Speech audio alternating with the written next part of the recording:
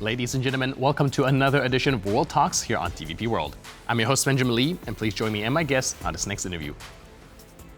The United States has paused shipments of key military systems to Ukraine, including Patriot missiles, HIMARS, and guided munitions, citing the need to replenish domestic stockpiles. The decision comes as Ukraine continues to face sustained Russian missile and drone attacks. Joining us today on TVP World to assess the implications for Ukraine, NATO, and regional security is Aaron Korewa, Director of the Atlantic Council's Warsaw office, a leading expert on transatlantic defense and Eastern European security. Hello, sir, and welcome to TVP World. Thanks for having me. So before we kick things off, we'd like to highlight the most recent social media post by Zelenskyy after his call with Donald Trump and perhaps analyze that a little bit. So let's take a look. Today, we discussed the current situation, including Russian airstrikes and the broader frontline developments. President Trump is very well informed, and I thank him for his attention to Ukraine.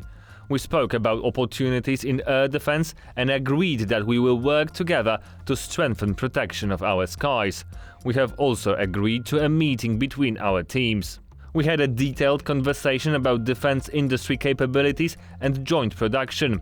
We are ready for direct projects with the United States and believe this is critically important for security, especially when it comes to drones and related technologies. So despite recent decision to stop deliveries of Patriot systems and munitions to Ukraine, Zelenskyy seems to be quite optimistic after his call with Donald Trump. How do you decipher this statement? Well, Zelenskyy is obviously trying to create some sort of good ties with Donald Trump himself, knowing that the way that Donald Trump operates, he usually views international relations with a country based very much on what kind of relationship he has with the leader of the country in question. But also, what Zelenskyy says there makes perfect sense, because during the NATO summit, Trump did mention the need for air defenses in Ukraine. He mentioned Patriot missiles at that. I myself was not at the NATO summit, but looking at some of the analysis that came out after that, it seems that Trump sort of got a win there from the Europeans with the pledge for 5%, and that in many ways, you could say that kind of for those 5%, he in order to get those 5%, he may have made sort of pledges not to abandon Ukraine, which makes this decision from the Pentagon that looks like it's made by people below the Secretary of Defense, mainly people like Elbridge Colby, you seem even more strange, because it's certainly not in line with what Donald Trump said at the NATO summit. And it also blows a huge hole in the deterrence factor that Donald Trump just managed to establish after the Iran strikes. So it's basically undermining what the president's policy, and of course it's undermining any possibilities that you're going to make any progress on any peace talks, because of course the message that this sends to the Kremlin is that the U.S. is not in it for the long run, and that will only embolden them. Russia will not change its course unless it's compelled to do so. If you do not deliver weapons to Ukraine, there's nothing compelling Russia. It's pretty simple. Right, like I mentioned, after Trump's phone call with Putin, we saw one of the largest aerial strikes on Kyiv overnight. This does seem to run really counter to the narrative that Trump's trying to establish, be it during the NATO summit or the stances that he has been taking, namely peace to strength. Where do you think the disconnect is coming from? And is it a chain of command issue? Is there any disconnect in the decision making, be it more weapons for Ukraine or how they go about conducting these stuff? Well, people like Elbridge Colby have argued that the U.S. should not be supplying weapons to Ukraine for a pretty long time. So, considering that he was involved in this decision, I mean, that doesn't surprise me, because that's what he believes in. For a very long time, he used to claim that this is necessary in order to do the pivot to Asia. But as many Asian countries pointed out, the allied Asian countries such as Taiwan and South Korea and Japan, one of the best ways of deterring Chinese aggression is obviously defeating Russia in Ukraine, because that shows the Chinese that the West has a stomach for a fight. If you pull back at this point, you've just bought into the propaganda of countries like Russia and China that the West doesn't have stamina, right? So this is counter to Trump's policy of peace through strength. This isn't peace through strength. You're not showing strength when you're denying Ukraine munitions that we're perfectly capable of supplying without depleting our stocks at all. I mean, it's something like 8,000, 155 millimeter artillery shells. That's about 20% of monthly production in the United States. I find it hard to believe that this is going to deplete our stocks. Some of the weapons that are being sent that were apparently were halted, such as the AIMs, they're hardly being used by U.S. aircraft at all. A lot of this is the kind of stuff that the way we've been supplying Ukraine is by giving them old things that we don't use and then renewing them. So again, deterrence is something you establish by action mainly, not by talking. And again, this is obviously undermining undermining deterrence and undermining the peace through strength message. All right, like I mentioned, the rationale that Washington provided, be it rebuilding U.S. stockpile, doesn't seem to be that coherent as well. Do you think there's any other rationale behind it that Washington is not that willing to express? Well, I mean, for again the so-called Asia firsters, for a long time they've believed that the U.S. cannot handle Europe and Asia at the same time. What that fails to understand is that the idea of separating the two theaters is a fantasy. We have North Korea. North Korea just pledged to send more troops to help Russia's effort in Ukraine. We've seen Chinese mercenaries in Ukraine. Obviously, those two theaters are not separate. And again, there is no war going on with China. Nobody's going to attack the United States.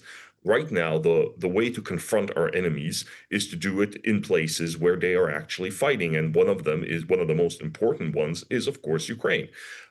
It's sort of, I like to call that thinking spreadsheet thinking. It's sort of the idea that the world is mainly made up of spreadsheets and that spreadsheet China is that much bigger than spreadsheet Russia. Of course, what that forgets is that world is not made of spreadsheets, it's made out of people. And just by saying that we would like to put spreadsheet Russia away because it's smaller and convenient for us, I mean, people don't operate in that way. It's like Russia is not going to go away just because we would like to focus on China. That's not how it works. And of course, also, if you allow Russia to prevail in Ukraine, you've just made the Russia problem bigger. You've not made it smaller. Obviously, they haven't expressed it that way, but there seems to be an idea among the Asia firsters that by handing over Ukraine to Russia, we've sort of parked that problem. This is completely wrong. We've increased it. By giving in to Russian aggression, you've just increased the chance for a major war in Europe, in which the U.S. is going to have to be involved. So it's much better to help Ukraine by giving them weapons that we are no longer using, rather than I don't know, preparing for fighting a war on U.S. soil. That makes absolutely no sense to me. Do you think there will be a pivot towards this strategy, especially when it comes to supply of arms to Ukraine after the Trump-Putin phone call seemed to have fall through and seemingly good call between Zelenskyy and Trump himself? Well, I mean, Trump has been previously, we've seen cases of I don't know what we could say, administration officials saying one thing and Donald Trump saying something else. I mean, this is not the first time. Again, this is basically undermining any chance that Trump might have for a lasting peace in Ukraine. Russia is not going to change its posture of trying to prevail on the battlefield unless they're compelled to do so. And Trump has already previously expressed, I mean, there was an article in the Wall Street Journal, I believe a few months ago, or maybe 1 month ago, when Trump reportedly said at a private meeting that Vladimir Putin, just wants more and more on Ukraine. Well, of course he does. I completely understand Vladimir Putin, because if he believes that he can prevail in this war, then that's on the battlefield, and that is what he's going to do. He's not going to be interested in any serious negotiations if he thinks it can win. And if you remove the weapons, if you pull back on weapon shipments to Ukraine, well, that only feeds that perception in Russia. It doesn't shut it down. All right, so let's say if there's a pivot for the United States to continue supplying arms for Ukraine. In the short term, though, do you think that the NATO countries and Ukraine's other allies will be able to kind of fulfill that gap of the lack of weapon and munitions that Ukraine will be facing in the short term? Well, they have to. If you look at, I mean, Patriots, for example, Europe is supplying more Patriots to Ukraine than the United States is.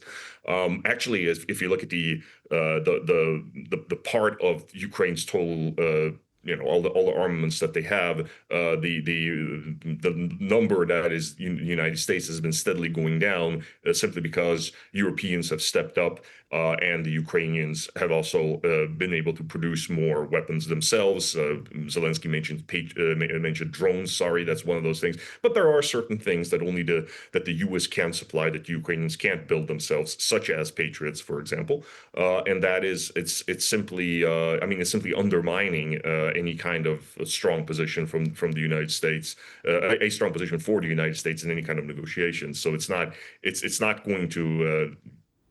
It's not going to make the U.S. stronger. It's not going to lead to peace. It's basically major strategic mistake, and tactical mistake for that matter too.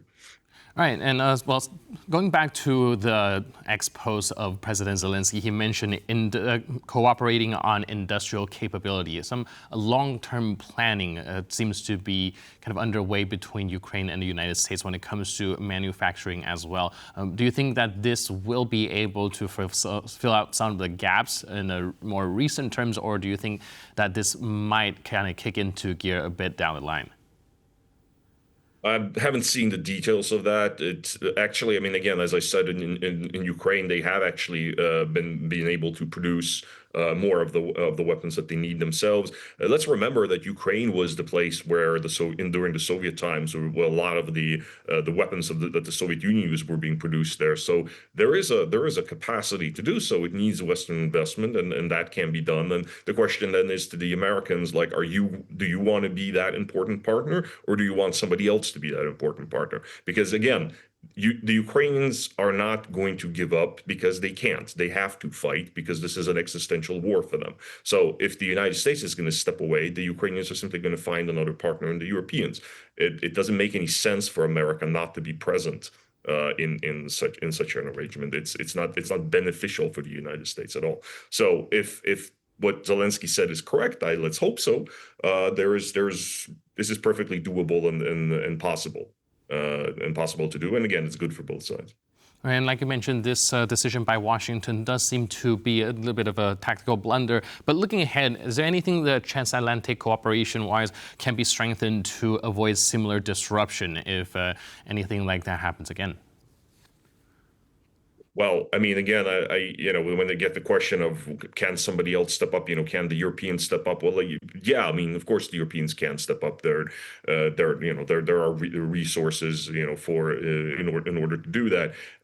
Again, like this is not a disaster by any means. It does affect Ukrainian battle plans, obviously, but we all have to, and all of the Western community have to, step up weapons, production of weapons, delivery of weapons, and all these kinds of things. It's not beyond our ability to do so. The problem is that for such a long time, the systems that we have in place for production, procurement, and all these other things are modeled on the way it works in peacetime, and we don't live in peacetime anymore, unfortunately. Right. So we'll see how that shapes out. But in the meantime, thank you so much for your input and insight. Really appreciate it, Aaron, and thanks for being with us on TVP World. Cheers.